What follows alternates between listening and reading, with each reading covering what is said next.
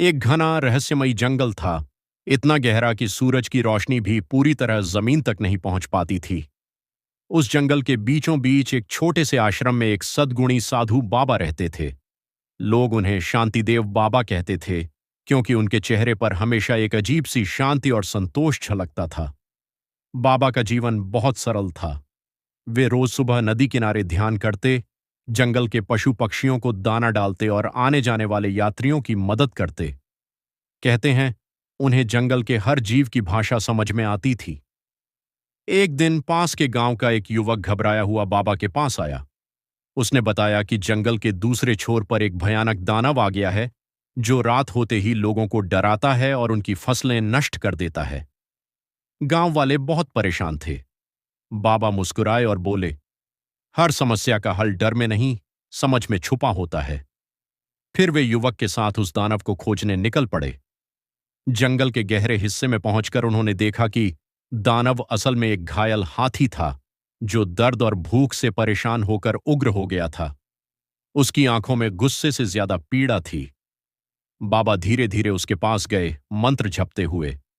उन्होंने हाथी के घाव पर जड़ी बूटियों का लेप लगाया और उसे पानी पिलाया। कुछ ही देर में हाथी शांत हो गया। अगले दिन वही हाथी गांव के खेतों की रक्षा करने लगा। जो कभी दानव माना जाता था, वही अब गांव का रक्षक बन गया। गांव वाले बाबा के पास आए और धन्यवाद देने लगे।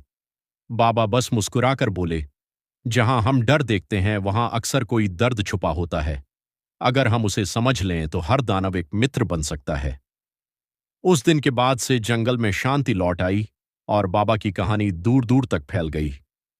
में शांति लौट आने के बाद भी शांतिदेव बाबा का जीवन पहले जैसा ही सरल रहा। लेकिन जंगल की कहानी यहीं खत्म नहीं हुई थी। कुछ महीनों बाद उसी जंगल में अजीब घटनाएं होने लगीं। रात के समय पेड़ों के बीच से रहस्यमयी रोशनी दिखाई देती और हवा में किसी के रोने की आवाज गूंजती। गांव वाले फिर डर गए। इस बार वे सीधे बाबा के पास पहुंचे।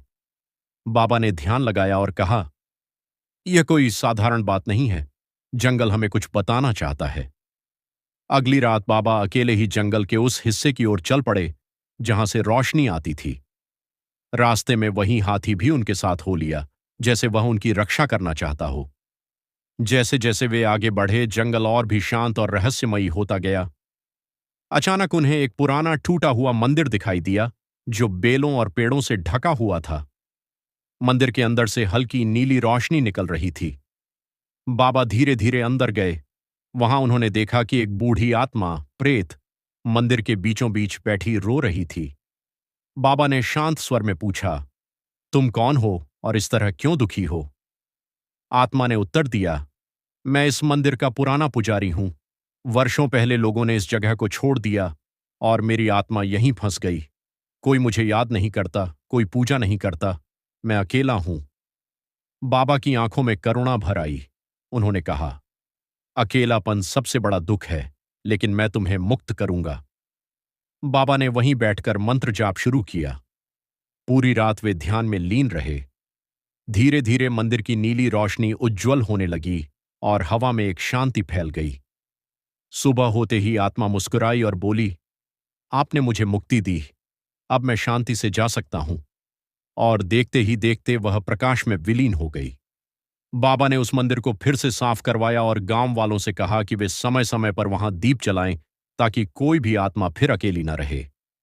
उस दिन के बाद जंगल में रहस्यमयी घटनाएं बंद हो गईं। गांव वाले अब डरने के बजाय जंगल का सम्मान करने लगे। और शांतिदेव बाबा, वे अब भी वहीं थे, मुस्कुराते हुए, सबकी मदद करते हुए और हर किसी को यही सिखाते हुए कि डर और अंधकार के पीछे भी हमेशा कोई कहानी होती है, बस उसे समझने की जरूरत है।